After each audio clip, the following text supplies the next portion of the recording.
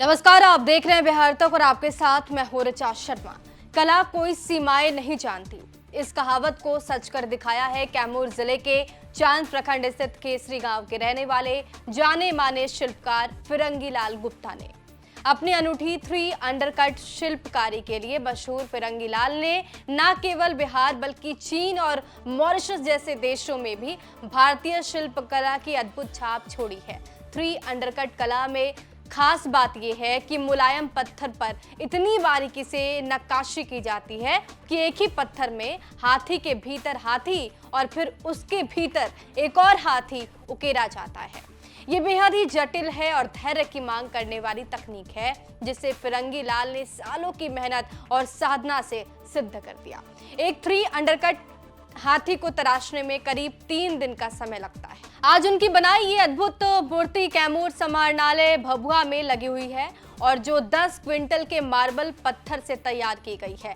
अब भी उनका वजन लगभग 3 से 4 क्विंटल है। ये न केवल कला का नमूना है बल्कि बिहार की प्रतिभा का गौरव है। फिरंगी लाल गुप्ता इस समय पटना के पाटलिपुत्र स्थित उपेंद्र महारथी शिल्प अनुसंधान संस्थान में बच्चों को 3 अंडरकट कला का प्रशिक्षण दे रहे हैं, जिससे ये परंपरा आने वाली पीढ़ियों तक पहुंच सके। वो चाहते हैं कि कैमूर में भी एक प्रशिक्षण केंद्र खोला जाए, जिससे ग्रामीण प्रतिभाओं को मंच मिल सके। मेरा नाम फिरंगी लाल गुप्ता है। ग्राम केसरी, प्रखंड चांद, जिला कैमूर का रहने वाला हूँ। कैसे बनाते हैं, क्या उसको? सर, ये जो कला है इसको स्टोन कार्विन अंडरकट बोलते हैं।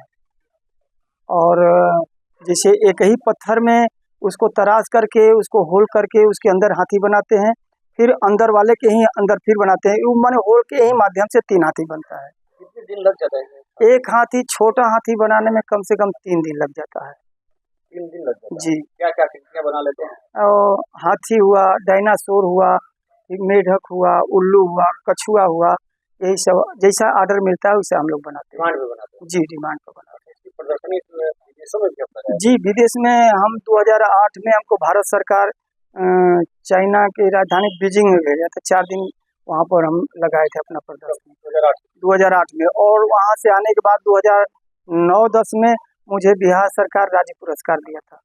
फिर 2017 में बिहार गवर्नमेंट की तरफ से मैं मॉरिशस गया था।